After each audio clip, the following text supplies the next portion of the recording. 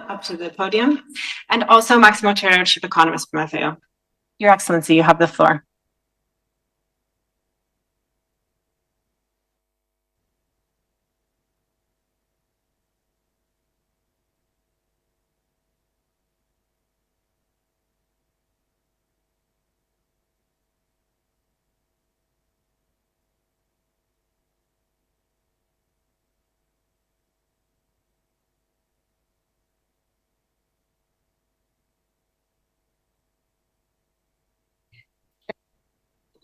Excellencies, distinguished delegates.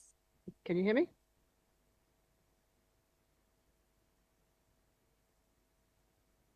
Okay. Do you want to? Yeah. Okay, very great. I'd like to begin by thanking the government and the people of Ethiopia for hosting us here in Addis Ababa. We started our action day yesterday, but in particular to FAO for organizing this critical dialogue. Let me begin by stating the not so obvious fact. Food systems aren't just food. They're about health, nutrition, climate, decent work, justice and dignity, and the right to a better future. And we heard that from our leaders this morning. Last year's Pact for the Future reaffirmed our shared commitment to food systems that are inclusive, sustainable, equitable, resilient, and grounded in human rights. Yet armed with this knowledge, progress is still nowhere near where it should be. As we launch the 2025 State of Food Security and Nutrition in the World report today, the irony is made abundantly clear. What the data reveals is a crisis of priority, not just resources. We've perfected the financing of human wants while we are failing to fund the most of our human needs. Global hunger and malnutrition is rising, trade shocks are pushing food prices out of reach, and climate change is disrupting harvests and supply chains. Conflicts continue to drive hunger from Gaza to Sudan and beyond. 1/3 of our world's people cannot afford a healthy diet. Another third of the world's food is lost or wasted. Finance, the engine of progress, and the key to turning this situation around is also shamefully absent. The investment gap for food systems transformation stands at a staggering $680 billion annually. And so the result is a food crisis, but also a crisis of justice for the 735 million people globally who are suffering. Today, 3 out of our 4 agricultural SMEs in sub-Saharan Africa cannot access adequate finance. Farmers in the global south pay far more for capital than their counterparts in developed nations. Meanwhile, women farmers face even steeper barriers despite producing the majority of the continent's food. Behind these statistics are real people facing impossible choices. Picture a farmer facing drought. But she has no insurance, no savings, no safety net. She plants again with borrowed seeds, carrying debt that grows heavier with each failed harvest. She cannot access credit. She's locked out of financial markets. Ultimately, she and her family are forced to choose between starving or abandoning their land. This is a startling story of struggle, yet one that millions face every day. This crisis demands more than sympathy. It demands a systemic change. It's time for a fundamental shift in what we finance, how we finance it, and who controls access to those resources. And it can take many forms: blended finance structures that mobilize green bonds that channel investment towards climate-smart agriculture, debt for nature swaps that free resources for conservation and food security, insurance schemes that protect farmers from shocks that destroy their livelihood. But let us be clear, the Global South is not waiting to be rescued. It is leading solutions, and our role is to ensure that those solutions have the investment that they need to scale. Look at Rwanda, where digital platforms connect smallholder farmers directly to market and fair prices. Or Morocco, where water-smart agriculture helps communities survive intensifying droughts. These innovations work, but they do need the capital to scale up. And that means designing financial instruments that serve smallholder farmers alongside larger enterprises. It also means ensuring women and youth have central roles as agents of change in our development strategies. And that also means every is rooted in human rights. The Kampala Declaration, Africa's renewed commitment to agricultural transformation, charts this path forward, and it builds on the Malabo commitments. To succeed, we need coordinated action across 4 critical areas. First, governments must lead transformation by aligning policies, budgets, and institutions around food security. Second, development finance institutions must de-risk private investment through guarantees, concessional loans, and first loss capital. Third, private sector partners must commit to inclusive business models that create value for farmers, not just the shareholders. Fourth, we must strengthen South-South and triangular partnerships that share knowledge, technology, and resources across the global South. Friends, ladies and gentlemen, the saying "we reap what we sow" could not be more accurate when it comes to our food systems. It's time to choose innovative investments over the inertia that we see, or perhaps in many cases, the indifference. Let us be the generation that chooses to nourish humanity and our planet, not just our pockets. Let's invest in food systems that catalyze health, life of dignity for everyone, everywhere. I very much look forward to the discussions and the outcomes of this dialogue. Thank you.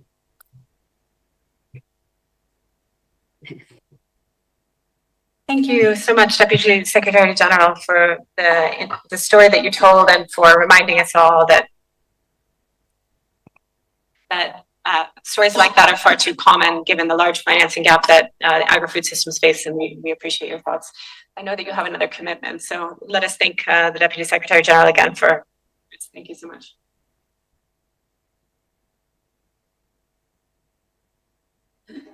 This is now my pleasure to pass the floor to Mr. Maximo Terrero Callen, FAO's Chief Economist, for a presentation on financing for agri-food systems.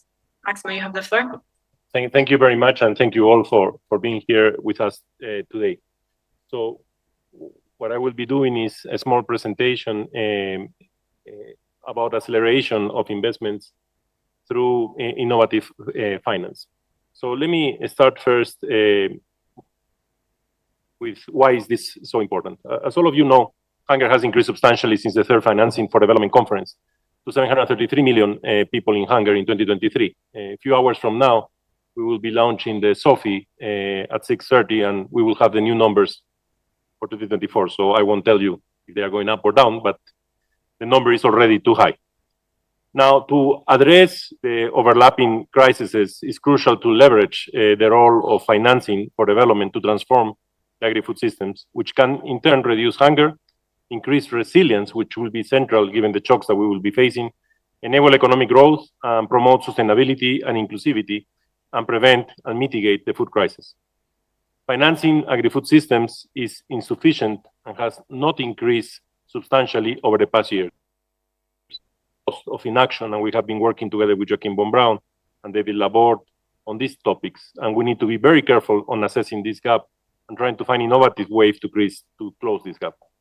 It is critically for us to prioritize increased investments in the transformation of the agri-food systems, and that's where innovation of financing innovation and ways to improve the way we access to finance. So it's not only at the country level access, but it's also to reduce inequalities by giving access to smallholder farmers will be essential. A more efficient, equitable, and innovative financing landscape for agri-food system transformation needs to happen, and we need to accelerate that process. That's why we call this meeting Acceleration of Financing. Now, as you can see here, the findings are the policies and interventions to get on track on the SDG targets 2.1 and 2.2 will require additional resources from now until 2030, from billion to 3,975,000,000,000 to eradicate undernourishment, plus an additional 90 billion to meet select global undernourishment indicators.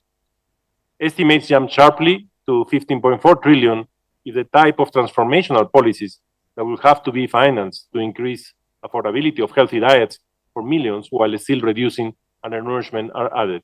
Even more, if we look at sustainability, our motto, which is good food for all, for today and tomorrow, if we look at it tomorrow, this cost will even be higher. So the challenge is enormous, and we need to work on trying to reduce that challenge. Now, this graph tries to show the critical steps to enhance the role of financing for development to promote the agri-food systems. So, of course, to agri-food systems and food security and nutrition, especially in low-income countries and low-middle-income countries.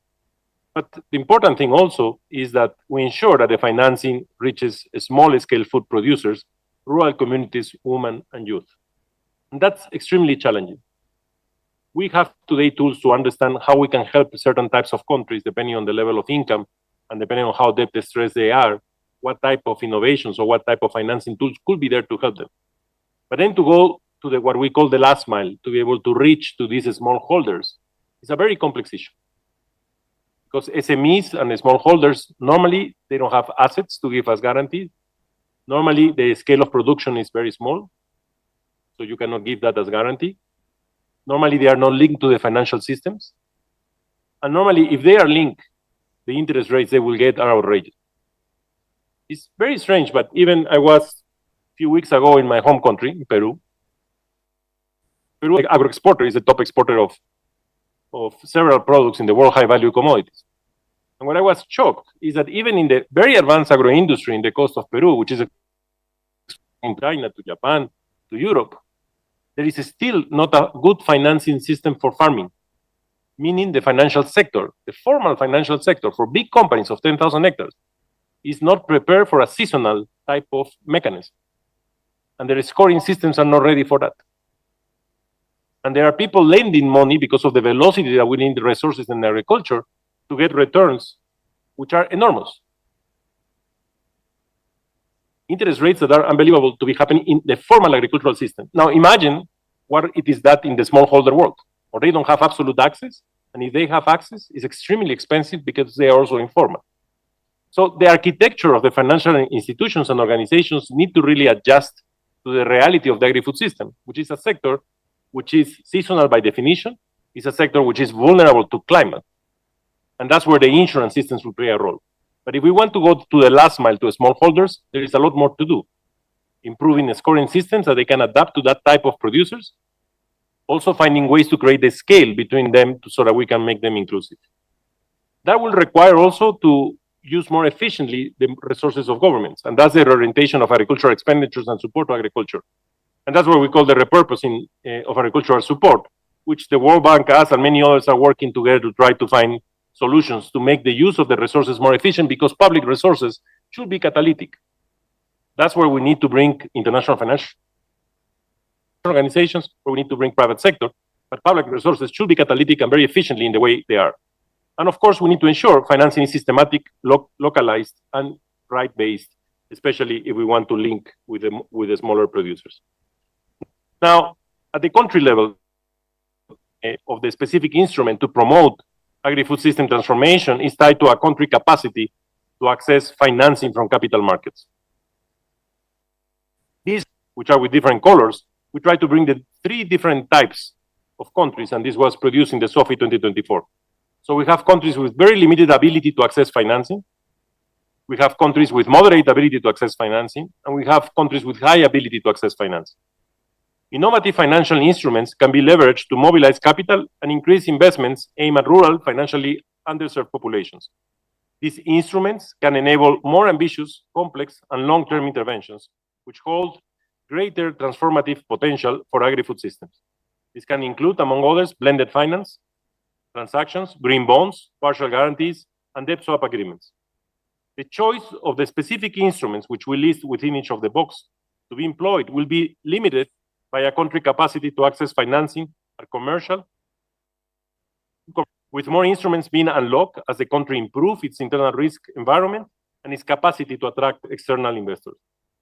Low and middle income countries that register the highest rates of food insecurity and malnutrition are all those that face the greatest structural constraints to access financing that could be channeled into addressing these issues.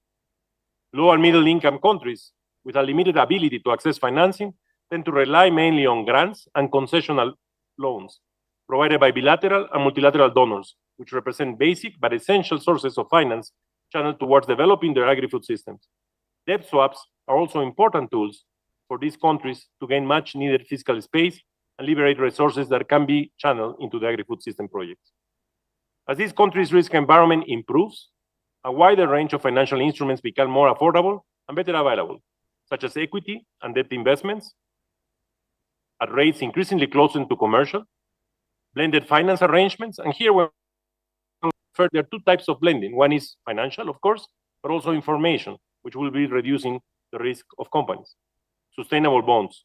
These instruments tend to follow a strategic approach by which public concessional finance is leveraged to incentivize the flow of private capital towards agri-food systems by de-risking and enhancing investments that hold the greatest transformation potential for such systems and that will not be considered by commercial investors in the absence of public support. So clearly, innovative finance is likely to play a significant role only in countries with higher levels of macroeconomic stability. That's why moving together, we cannot look at the agri-food system outside of the macroeconomic stability of a country. Both are interrelated. In Ethiopia, we see that change. There is not only a transformation of the agri-food system, but also a macroeconomic stability, which they are trying to foresee with the reforms that they did in monetary policy and macroeconomic policies. And many countries have to do that in parallel.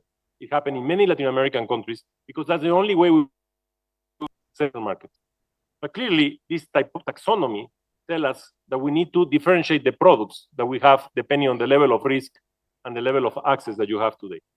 And that's really important. But again, we are not there even touching yet the last mile. We're just touching the access to finance to countries.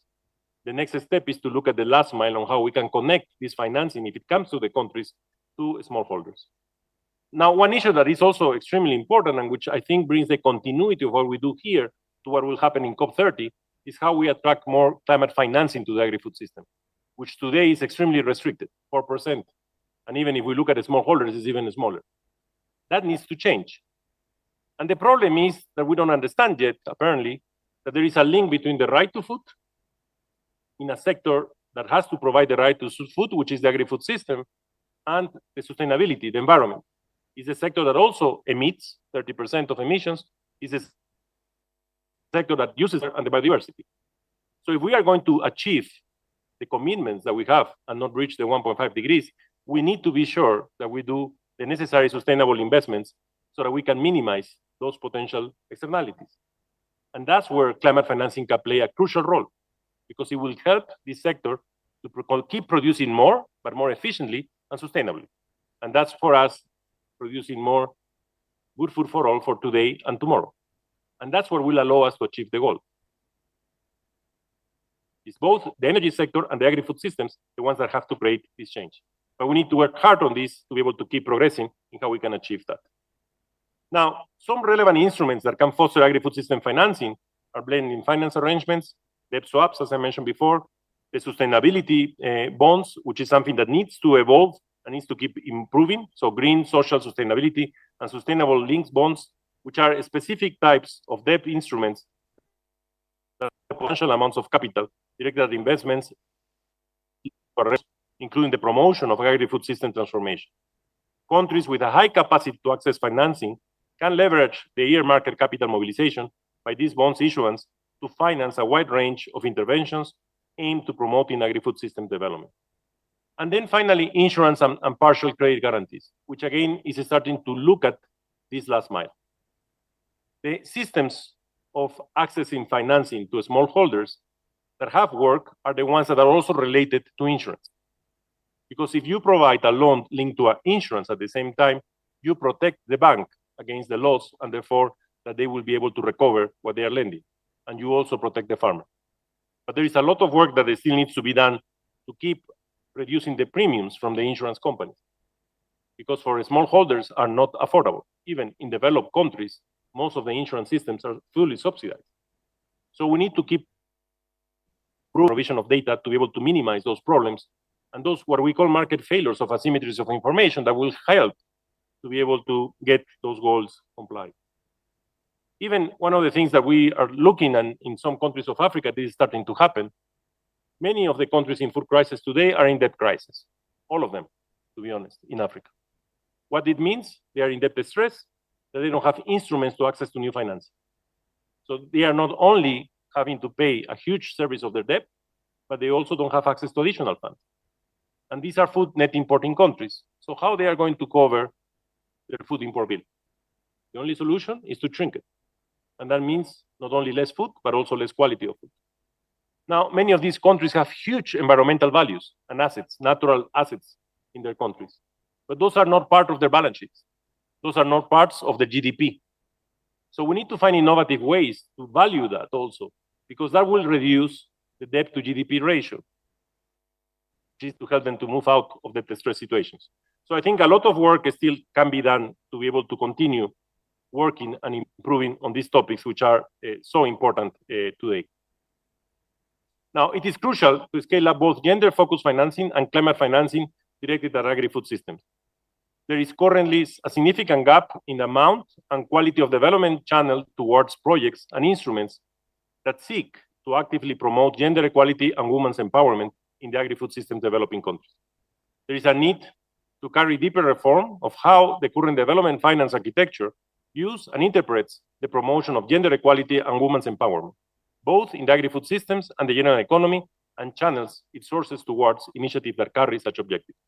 There is also a critical need to scale up flows of climate financing provided directed at agri-food systems, as I mentioned before.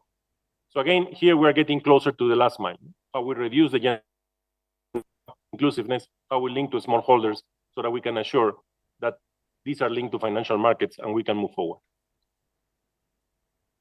Now, the current financial architecture for food security and nutrition is highly fragmented, creating further challenges to scale up financing to food security and nutrition.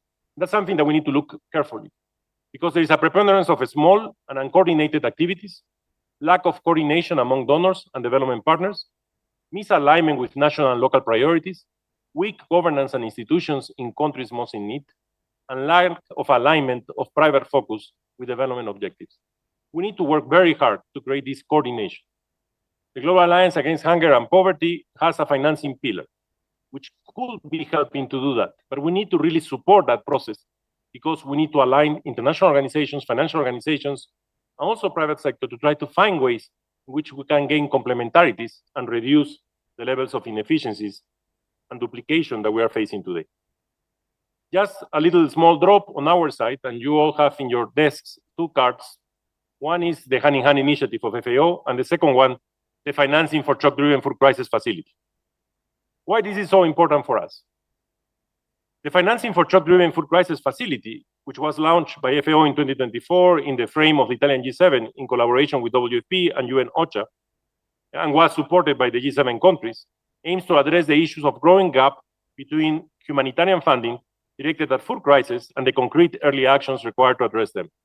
Essentially, what we are trying to do is to find a solution to move from ex-post action, which the return is 1-to-1, to anticipatory action, where the return of every dollar is 7. That means that we can prevent, that means that we can increase resilience. But also, we're trying to attract private financing. Because if we are able to convert the insurance system into a probability-based trigger system, meaning the insurance pays not when the event happens, but when the probability of the event is as high as possible, so that there's certain assurance that the event will happen, that will give us enough time to do anticipatory action. And then we really get the return. Not only that, $1 of insurance increase the coverage of 10. So I multiply times 10 my resources, plus I get the return of 1-to-7. So it's a very innovative way, which builds upon what already was there in anticipatory action, but tries to bring an innovation based on the new data that we have and based on the new systems and modelings of triggers that we have today that allow us to scale up the little resources that we have today. Because the only thing that we can be sure is that the resources coming from G7 and G20 countries will be reduced. Therefore, we need to find ways to scale it up, and that's one way that we believe this could flow. And the Hand in Hand initiative is also looking at this last mile. Structural approaches to target areas where agriculture can move you out of hunger, and to try to link to financial systems, to try to link to investment financing, and de-risk companies and IFIs with information of quality, so that they know that they will get a positive return if they invest in those areas, which we call them the green areas. But these are areas of high poverty, high hunger, but that they have substantial agricultural potential that they can move you out of hunger. So again, it's touching through the territories options. And we have more than 80 countries now. Many of you participate, the countries present here in this initiative, which was mentioned by the Ethiopian minister and others, which is accelerating investment, very targeted to find solutions. So colleague, let me stop there and thank you so much. But again, I think we need to be very careful on how we accelerate this process. Coordination will be central, but also we need to understand that it's not just the issue of more access of financing for the agri-food system, it's also the issue of the last mile, which is central, but will require significant transformation on the financial structure that will allow access to smallholder farmers through coordination to increase the scale, through insurance systems to reduce the risk, but also through innovative scoring systems so that we can adapt the financial system to a very complex agri-food system, but that supplies the right to food for all of us. Thank you.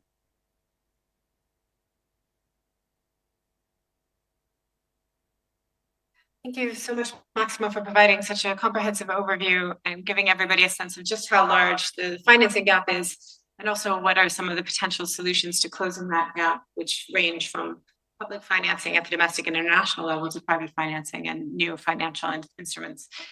We're now going to proceed with the first of our two sets of speakers on panels. I would like to invite up to the stage representatives from the governments of Zambia, Rwanda, the World Bank, and AGRA. Thanks, Maximo.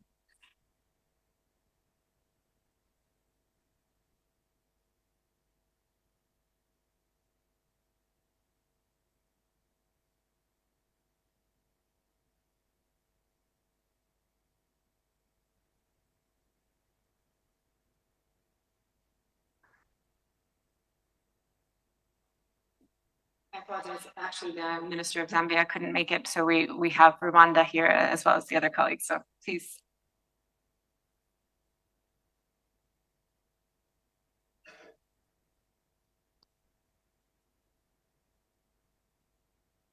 So I think with the background that we've heard from the Deputy Secretary General from Maximo's presentation, we have a great start, but now we'll get to hear more details regarding the initiatives that are happening on the ground, both at the country level, from our financing partners and from the private sector.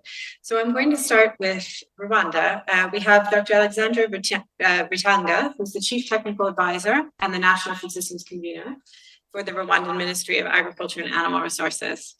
Mr. Ritanga, can you tell us a little bit about Rwanda's perspective on how to make sure we have scaled and affordable finance for agri-food systems transformation in your country? Over to you.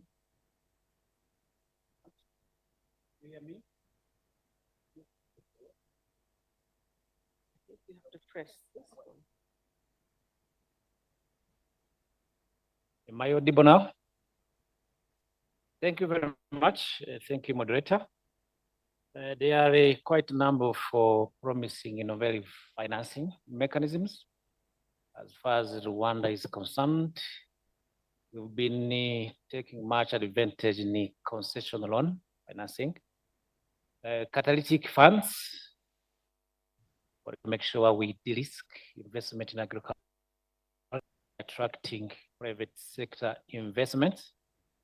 We've been also trying to give more importance and attention to guarantee schemes. We are part of the Africa Solidarity Fund, which is based in Mauritius. Rwanda is one of the shareholders. This is a very nice and strategic instrument that helps investors to get access to financing. So then another thing is the Challenge Fund that is mainly helping us to motivate innovative ideas, particularly from special groups like youth and women.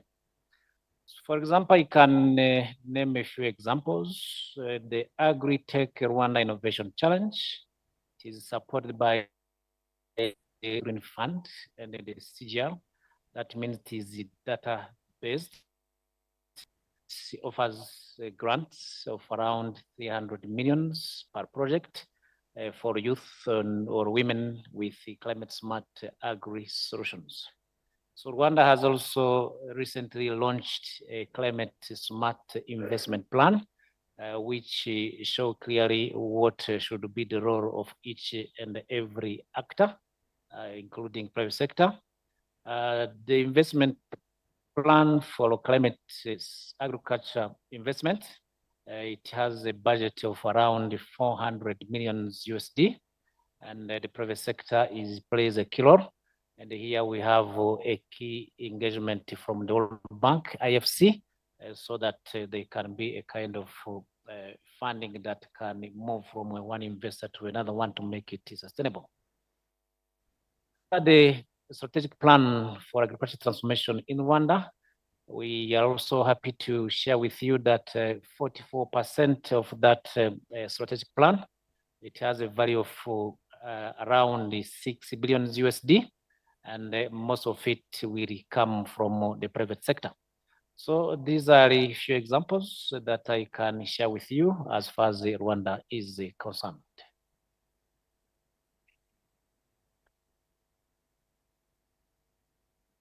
Thank you so much for the variety of different examples that you outlined. I think that the other colleagues would be very interested in reacting to some of those instruments. Thank you so much. I'd like now to pass the floor to Ms. Alice Ruwesa, who's the president of AGRA. Ms. Ruwesa, you've heard from Rwanda on some of the innovative financial instruments they're using in their priorities. Can you tell us more about how AGRA is supporting governments and their policy frameworks to increase investment in agri-food systems transformation? Thank you very much for having me. AGRA started in 2006 as the Alliance for a Green Revolution in Africa. And it was formed way back by the late Kofi Annan, as you know, to tackle the issue of productivity. How can we increase productivity of smallholder farmers? And the big bet then was seed. You know, if we could get the seed to the farmer, we would make sure that the farmer is able to produce enough to feed themselves, but also take some to market. And, you know, we've since worked on seeds. We've realized that we needed to do more around the agronomy and extension.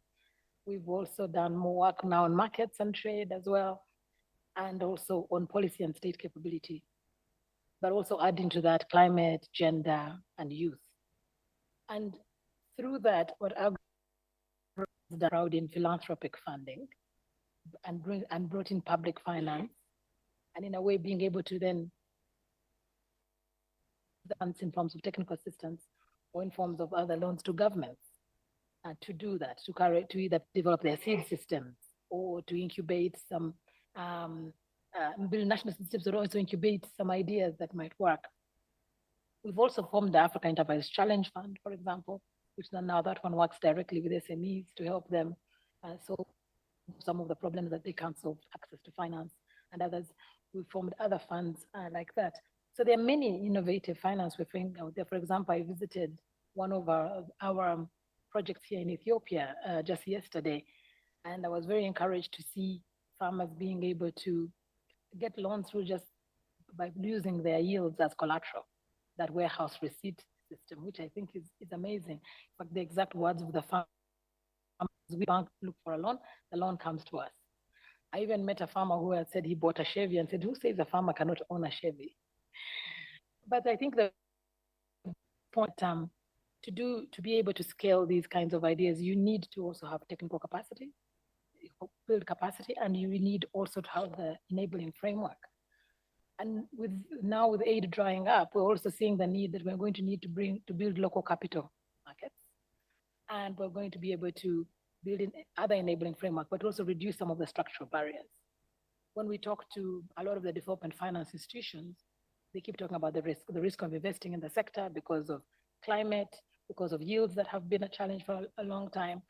And I think we work very hard to de-risk. Some of the things we're doing, for example, Tanzania Development Bank, we've worked with them to be able to make sure you de-risk them and so that they can provide loans for that sector and solve the problem of access to finance. But climate finance is another point that came up, which I want to talk about, because earlier this year, we were the first recipient of the Green Climate Fund. The first time the Green Climate Fund gave funding for food and loss waste. 40% of Africa, we face post-harvest losses. So we're building this program and putting a facility there where we're working with financial institutions to encourage them to support farmers to be able to access loans for this and all of that. So there's a lot of ideas, many things out there. We're seeing things around, we're seeing some blended finance, we're seeing insurance as well, working very well. We're seeing weather index insurance, actually. We're seeing work around guarantee mechanisms and others. But I think the big point again is how do you, to take this to scale, you do need to build that technical capacity, and you do need to provide that enabling environment as well. I'll stop there. Thanks.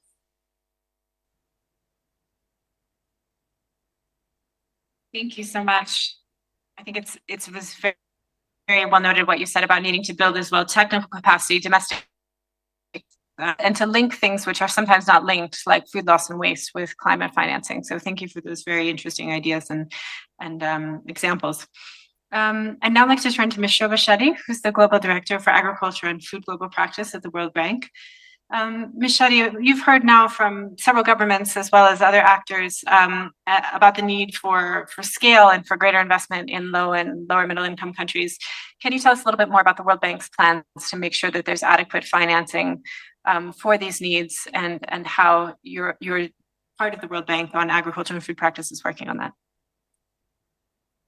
Thanks very much, Lauren, and thanks very much for having me at this really important investment dialogue. I think as Maximo's presentation, we are really a very long way from ensuring adequate financing for agri-food systems transformation. And as Maximo said, this is as a result of several simultaneous crises, the polycrisis situation, which is also exacerbated by the high debt burdens and underinvestment in global public goods. So I think all of us understand and recognize the need for having new, scalable, innovative financing mechanisms to really achieve this transformation. So, this is the good news is that we have some successful examples, including debt for development swaps, sustainability-linked bonds, performance-linked loans, as well as results-based climate finance. And we're beginning to use all of them to ensure increased financing for our country on this journey. So last December, the World Bank supported a pioneering debt for development swap in Cote d'Ivoire, facilitated by the World Bank's new guarantee platform, freeing up almost $330 million in budget resources that could be then invested in the education sector. This is now being replicated in about 10 countries. Debt for food swaps can also fit into this framework where we have the macro fiscal frameworks in place. And here there is a strong permanency argument, because the most affected by lack of food, as we've heard before, children and women, resulting in a permanent human capital loss. Another interesting example from the World Bank is the recent $350 million development policy loan to Uruguay with a built-in interest reduction mechanism, by a performance-linked loan. In particular, the loan incentivizes ambitious reductions in the intensity of methane emissions from Uruguay's livestock sector. In recent years, we've also developed many outcome-linked bonds for several sustainability outcomes, including food loss and waste, which as we know would be the third largest emitter. So great to hear that Agra is now benefiting from a GCF funding for that. Plastic waste reduction, coral reef protection in Indonesia, rhino preservation in South Africa. And a recent innovation was the reforestation-linked bond that supports farming communities in Brazil to capture carbon and enhance biodiversity and improve food and nutrition security as well. And building on years of our experience through multilateral partnerships, we are now expanding the emission reduction crediting to new jurisdictions with forested agricultural production landscapes. And the objective of these financing schemes is to really maximize the climate outcomes derived from the effective conservation of ecosystems at the agricultural frontier. So this has not just delivered on climate, but also increased livelihoods for farmers and smallholders. And lastly, I think I would just like to say, while it's not innovative and public resources are scarce, we all know there's still a whole lot of money that's still trapped in wasteful supports or subsidies, almost 700 billion So I think repurposing even 10% of these subsidies could really achieve significant economic, environmental, climate, and health outcomes. Almost $2.4 trillion is our estimate for this. So this is really calling about being much smarter about existing financial flows as well. So I will plead that, that we should also tap into that source of financing to really sort of take it to scale. Thank you.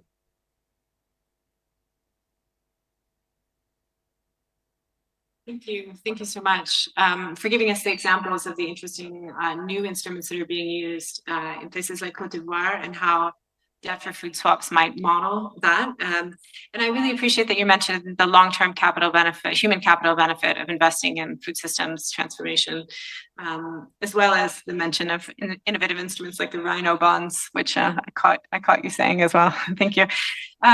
I would now like to hear from the private sector. So Mr. Matthias Berenger, who's the Executive Vice President at Bayer.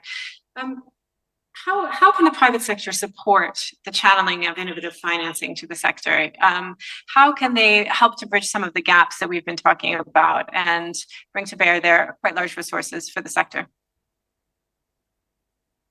Yeah, also thank you for having me, and I very much appreciate a couple of examples. I also want to say there are quite a few businesses investing in the agricultural space, increasingly so in smallholder farming.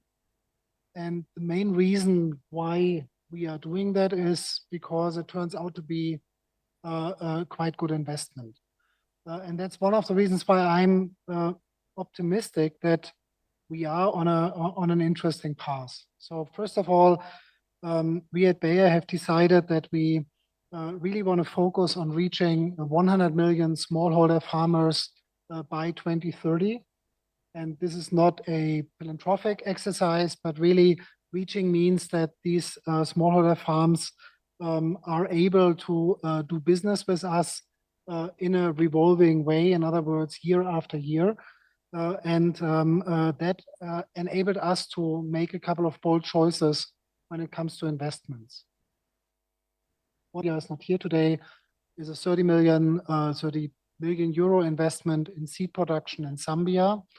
That was a huge investment for us. But when we look at the demand for these kind of seeds that are pretty much standard in most other regions in the world, we realized even before completing the first investment, we need to think about the second, the third, the fourth investment on this continent alone to scratch on the surface of the demand that is out there. And of course, we are very excited in the kind of products we sell. For example, the seeds we produce, other innovations that come out of our R&D budget, which is 2.5 billion euros a year. But I have to say, when it comes to smallholders, the most exciting innovation I have seen was also captured on Massimo's slide and has been talked about a little bit, and that is insurance. When you are a farmer in the United States, in Europe, agriculture insurance is sort of a staple of your operation. When you are a smallholder farmer, you basically risk your livelihood every year, and that had only gotten harder. What comes to the aid of smallholder farmers is enormous innovation in fintech. Some of that, Shobha, has been driven and also kind of seeded by the IFC. Pula is one example we talked about in almost every conversation we have. And I can break it down as a practical example for Ethiopia, because by the end of this year, there will be 1 million smallholder farmers who have access to crop insurance. When we worked on that in detail, we added things like hailstorms into the insurance policy. And people were like, what about hailstorms? Those who live here know that storms are a thing in Ethiopia. But the point is, smallholder farmers are able, without getting additional subsidies from the government of Ethiopia, by investing the value of a quarter of a chicken, they're able to protect agricultural value in the neighborhood of the value of a goat, of a grown-up goat. And these kind of insurances will make decisions of smallholder farmers to invest in inputs much, much easier. And I think they are also very linked to climate finance, because the reason why we have extreme weather events is not the emissions that small in poor countries have caused, but those are emissions caused by highly industrialized economies. So one of the things we need to do is, when we talk about adaptation, when we talk about climate finance, we need to funnel that money in fintech-driven, innovative insurance offerings that reach smallholder farmers directly. That happens at a scale of 1 million smallholder farmers here, of roughly 3 to 4 million smallholder farmers in Zambia. By the way, many of you know there was a huge drought last year in Zambia, and the insurance payouts hit a record on this continent, which of course is also good news. And these insurance models, if designed in the right way, and if blended finance is organized and orchestrated in the right way, again, are good business for the financial industry, so they will be scalable. Lastly, we need to have a culture that welcomes innovation. And since we started the process of the UN Food Systems Summit, we have seen more and more countries welcoming innovation coming from gene editing. Biotech here on this continent is now being welcomed by many countries. And I believe that that again is another ingredient for the kind of miracles that agriculture had produced before. Let's not forget that a country like Brazil in 1992, when the world came together for the Rio Summit, was a net food importer. So while I don't believe that every country needs to thrive for food autonomy, I think our job is to reduce the food import bill of most of the countries that also struggle with the debt crisis. And for me, what I've seen in China, what I've seen in Brazil, what countries in Southeastern Asia at the moment is also possible here in Africa. And that is that we innovate in order to increase the output whilst learning that we need to do that in a way that does not harm biodiversity, further accelerate the climate crisis. I've seen tons of examples that is possible, and I do believe we need to talk more about those solutions than about admiring the problem we all see in front of us.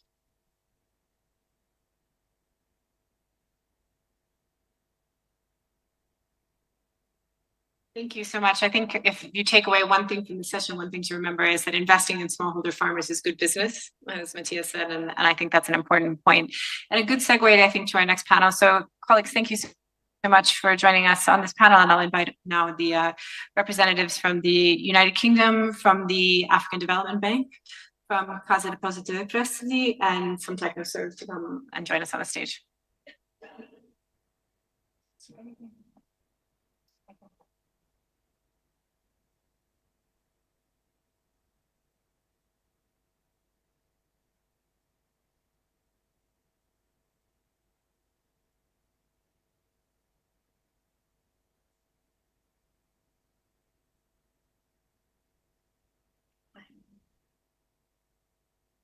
Thank you all.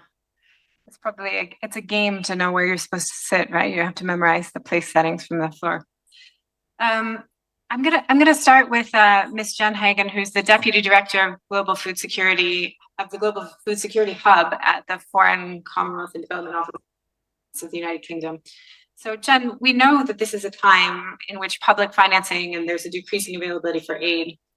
And what this Global Food Security Hub and the role that you're playing in providing investment and incentives for agri-food systems transformation? Thank you. Thank you so much for inviting us to take part in the discussion today, and for all the great interventions so far. Just to clarify, the department I run covers global food security, agriculture, land and social protection, and a team of us here today, including our special rep for nature, are really engaging on all these range of issues across that spectrum. So in a context of scarcer odor resources, the UK is really thinking hard about its new approach in the world going forward with all of the challenges that we face, and particularly that the agri-food system face. Two key parts of it, I think, for this discussion is one, that we want to be really responsive to partnerships and to our partner countries across the global south, including across Africa, really responding to your local, national, regional plans and solutions. Solutions are the right ones for the places where you are working to involve your food systems. And secondly, a shift towards being a much more strategic investor rather than a project donor. And thinking about what that means across the whole spectrum of finance that everyone else has referred to. Part of that is a real commitment to innovative finance mechanisms that can unlock finance, that can scale, and that can drive transformation where they're most needed, making the most of those scarcer resources. And the portfolio that I oversee, that we're quite excited about, that sort of works across FCDO and across the different offices and partnerships that we hold, is a multi-layered approach that's really, I guess, pushing us into what IFAD would call the first mile and many others the last mile. So a portfolio of innovative mechanisms in lower income countries that primarily we hold, enabling them to invest in their own resilience, not just being bought from in the chain. And a portfolio that alongside smallholder farmers will invest in smaller agribusinesses, that well-documented missing middle of the private investment sector. We also aim, where possible, in local and national food and nutrition security, slightly changing the focus of our work. And absolutely critical across all of that as the final layer, making sure that we're building in absolutely critical climate resilience and nature positive approaches. So whether that's for soil health or water conservation, to make sure that, that the combination is a more sustainable set of solutions. But obviously that combination layers on to make it really at the acute end of the risk and return issues that constrain so much of the investment through whether it's climate finance, whether it's domestic finance, other forms of finance. So 3 examples of things that we use of many. One important point is that we actually use our bilateral climate finance to invest in this, and we use both grant and capital finance to do this. One is one of the founding donors into FASA, which is a first loss facility, a fund of funds that works in Africa to support smaller agribusinesses, supporting through a network of local and regional investors across the continent. And we use our investment in that to push into the smaller ticket and to push into the more sustainable. The second approach that we work hard on with IFC, for example, through the GAFSP program and the private sector window of that, is helping them to think about local currency use in this sector in many places where Forex is really prohibitive, and certainly many areas of countries where Forex is really prohibitive. And then finally, although it's a broader approach, we would also stress the use of TA alongside catalytic investments and the important blend that can create to really drive, whether that's TA into businesses, whether it's TA to create incentives for domestic lenders to come more into agriculture, whether it's TA to shape the developmental and sustainability impact of DFIs.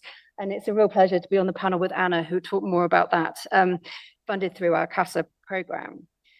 And I think as we sort of step back and look at this portfolio as it moves, as just a number of things between us all that we're all sort of trying to get behind to solve some of these problems that we all share, there are a number of big questions still come up that we're all looking for coalitions and partnerships. So please do come and talk to us if you'd like to talk about them further.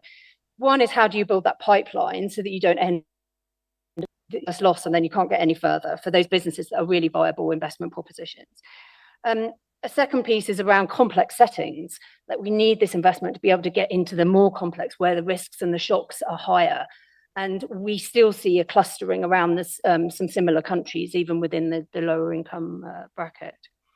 The third one, is scaling beyond islands of excellence. We all know that we can create islands of excellence with this, and we went to see an amazing project here in Ethiopia on Saturday that has real potential to scale, but there is always a potential that they get left as islands of excellence. And how do we join those up to create the systemic change that Amina was talking about? And then lastly, going back, I guess, to where I started, if concessional and grant finance is getting scarcer across the world, how do we do that risk sharing and risk reducing, which is so core to many of the instruments, whether they're that we're working on? What other sources of finance that should we be working together on in that coalition that Maximo was talking about? And so for us, a big question, if there are any philanthropic organizations in the room who are interested in that space, let's start a slightly more diverse conversation. Thank you.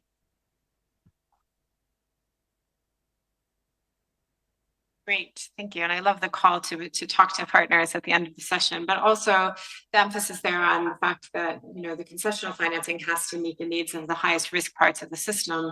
And then we need partnership to make sure that we can reach the rest. So thank you. And also like to rephrase islands of excellence, but important that we want islands of excellence, but then we want to scale and learn from them. Thank you so much. I think that that's a nice complement, some of the things you were mentioning about Forex, to turn to Mr. Jacob Odur, who's the lead economist for the West African region at the African Development Bank. Jacob, can you tell us a little bit about what the AFDB is doing, maybe particularly in West Africa systems? Yeah, thanks, and good afternoon, colleagues. Now, a number of areas that the African Development Bank and, of course, all MDBs, a number of MDBs are working on to scale financing, specifically targeted for agriculture, maybe not just. One of the things that we are doing is to use concessional financing to scale up financing specifically targeted for small scale smallholder farmers. A number of examples. One of the examples we have is a loan that we gave to Tanzania Agricultural Development Bank. And this was meant for on lending to smallholder farmers. Part of this finance came with technical assistance through, from our formative action for women, targeting youth and women enterprises. So the second instrument that we use for scaling financing or unlocking the binding constraints is technical assistance aimed at developing bankable projects, specifically for smallholder farmers.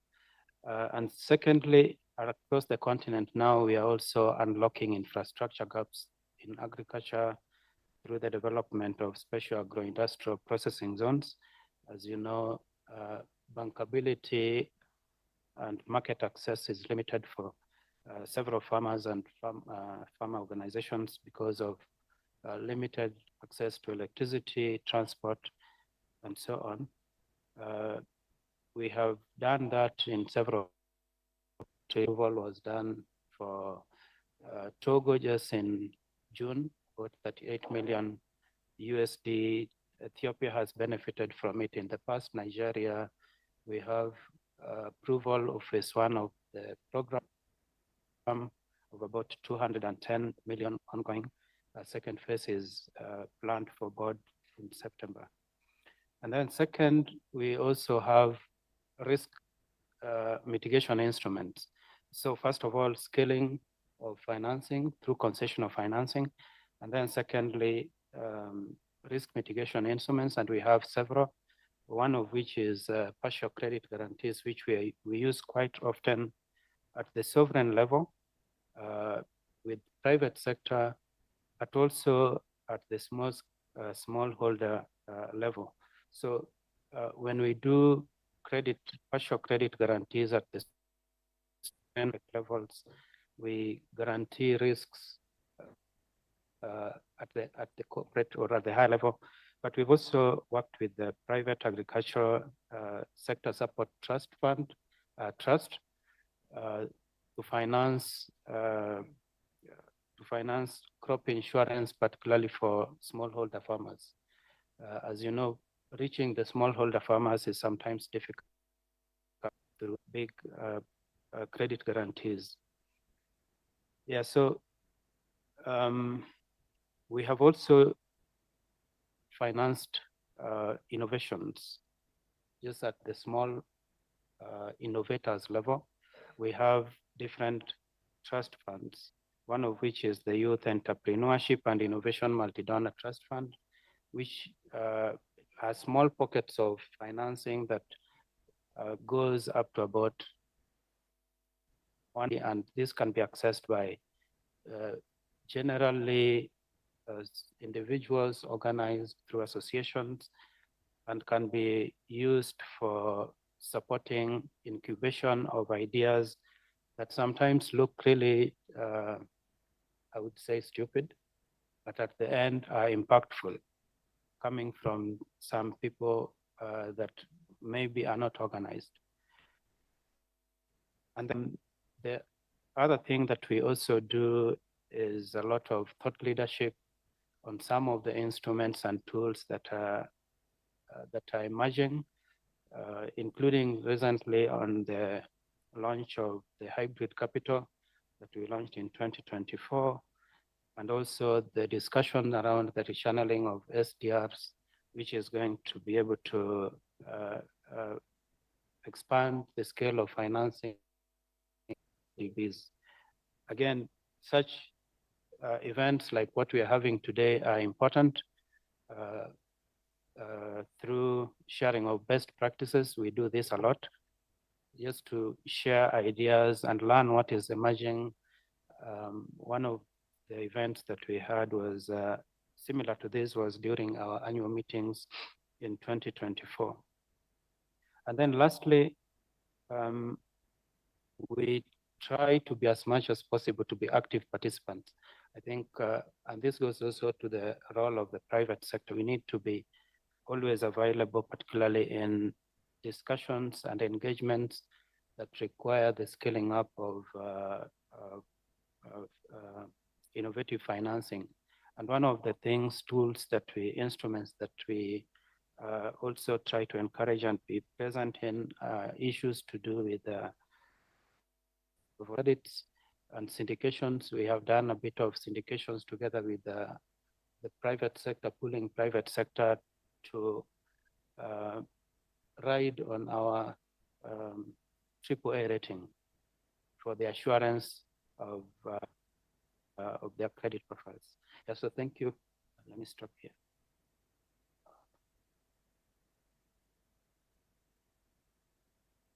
Thank you so much, Jacob. Now, instead of hearing from a multilateral development financing institution, we're going to hear from a national development financing institution. We have here with us Mr. Giulio Del Magro, who's head of funding within the International Development Cooperation Unit of Italy's Development Bank, Cassa di Deposito e di Prestiti. Giulio, can you tell us a little bit about how development finance institutions can support innovative financing at scale for this sector? Thank you. Yes, I think that important to understand who is the debtor, who are we financing, in order to define what kind of products, what kind of innovative products we can apply. Of course, when we're talking about smallholder farmers and small enterprises, we consider indirect financing. So we consider financing local banks, local financial actors, in order for them to own to the farmers and to the micro enterprises. And then, of course, when you talk about innovative financing, you have to consider blending resources. So it was mentioned how important it is to find donors that will support you in providing cheap funding, of course, because local banks ask for cheap funding, and you have to be careful that then is a transfer of benefits, because you want this cheap funding to go into better condition for the final beneficiaries. And then they want to have de-risking tools, and de-risking tools means guarantees on their lending, which can then at a later stage lead to guarantees for securitized products, which comes at a later stage. For the time being, we only active on guaranteeing and de-risking portfolio of loans to farmers, to micro SMEs, to local banks. But then you need the resources. We are very thankful to the European Commission. We have support by them on a Terra program in partnership with FAO, which is providing technical assistance to local banks. Because it was mentioned before, technical assistance is of paramount importance. You need those local banks to in defining, their credit analysis, how to monitor the programs, how to check that their products are in line with the desire of the beneficiaries, the final beneficiaries. Then when you go to middle-sized companies, then it's a different story. You can go for more tailor-made products, and then you can start thinking about collateral financing. I remember with the African Development Bank, we did a program, a product in Ghana where it was collateralized as a pledge on foreign accounts, where actually the company was receiving money for foreign buyers that allowed to provide for very competitive financial condition.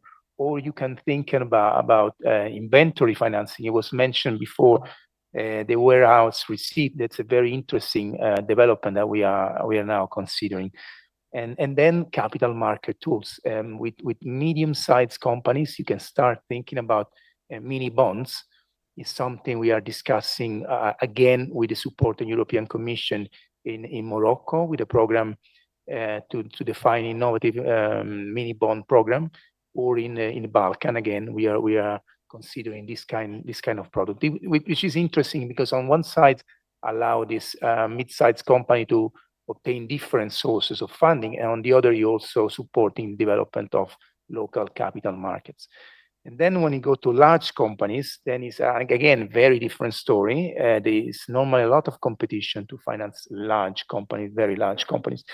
In this case, I think, what we are considering, and it was mentioned before, is sustainability-linked bonds, result-based bonds, where you provide some form of incentives to those companies. If they do their activity well, you can give them some discounts. Then the debate here is if you want to spend concessional resources to support the price to very large companies. That's a discussion you have to consider. But anyway, this is a way that we are considering for some important players in the food markets. And then finally, last but not least, sovereign financing. And of course, here before World Bank, Shabia was mentioning a lot of different kind of products, policy-based, of course, the disbursement linked to actual implementation of reforms. So it's very important to create an enabling environment. We have here a partnership with IFAD. We're working with them with resources, blending government of Italy, the Italian Climate Fund, because of course, again, you need to provide some very concessional terms when you're talking about sovereign financing in the agri sectors. Maybe debt swap is another area where we are looking at with interest. There are some programs in Africa that we are considering to entering in. Thank you.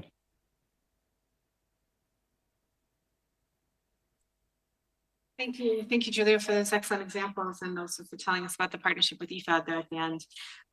Finally, we have our last speaker, last but certainly not least, Ms. Ana Herrera, who's the Director of Inclusive Investment at Technoserve. Anna, tell us about some of the innovative ways that Technoserve is working to support investment in agri-food systems.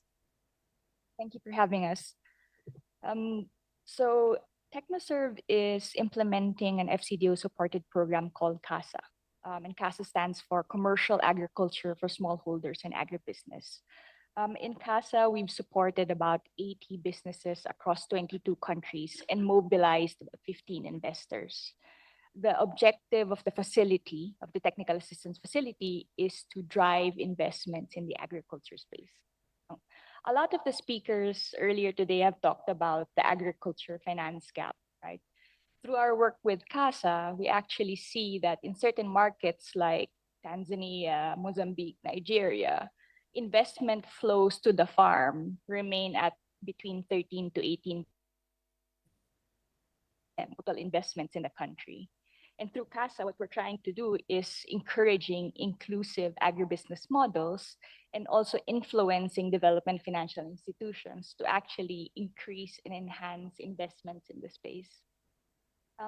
What we've learned is that, well, evidence in our work suggests that building up agribusinesses into this increases the return on investments for farmers. And technical assistance can actually drive the shared value models.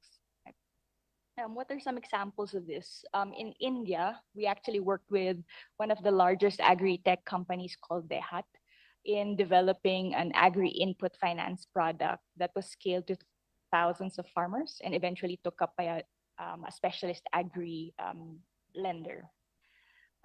In Kenya, we're supporting an agribusiness in the aquaculture.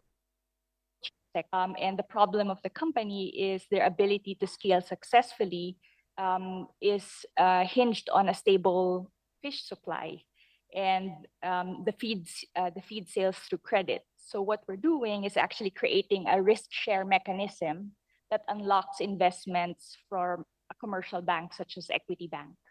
Right? What we're seeing is that there is a lot of opportunities for DFIs to invest in inclusive and shared value models that actually flows to the farm. There's a wide range of models that development financial institutions can invest in. And with technical assistance, they can invest in models like structured off-taker relationships, for example, commercial extension provision, financing inputs and services that boost productivity, right? More development finance collaboration is needed and more specialist agriculture investors should participate in this space. And then for the private sector, we see that a reframing of how to run their businesses and actually an openness to test shared value models can really drive change and generate commercial value along with creating impact on smallholders.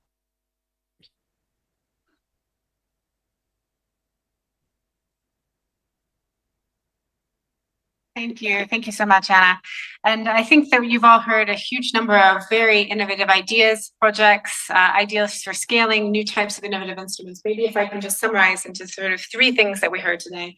The first, I would say that there was a strong emphasis on the need to de-risk, whether that was about de-risking on the ground through instruments like insurance or working in partnership to blend finance so that we can de-risk, and also address structural issues around macroeconomic management and high debt levels, which really constrain countries from being able to invest in this sector.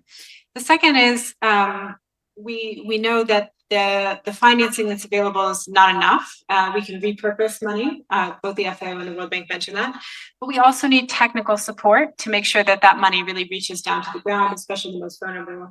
Women and youth were mentioned, but also very rural communities and people that are hard to reach. And finally, I think most of the panelists talked about the fact that they're not doing this alone, that there's a need to work in partnership, that each part or each actor in the system has a role to play, whether that's concessional resource provision, technical and policy support, implementation support, investment directly into smallholder farmers, or sort of innovating on creative, large, and scalable financial instruments. So I think it was very valuable. Thank you all so much for your contributions. Thank you, those of you in the audience, for your time and attention. And I'm happy to close the session. Thank you.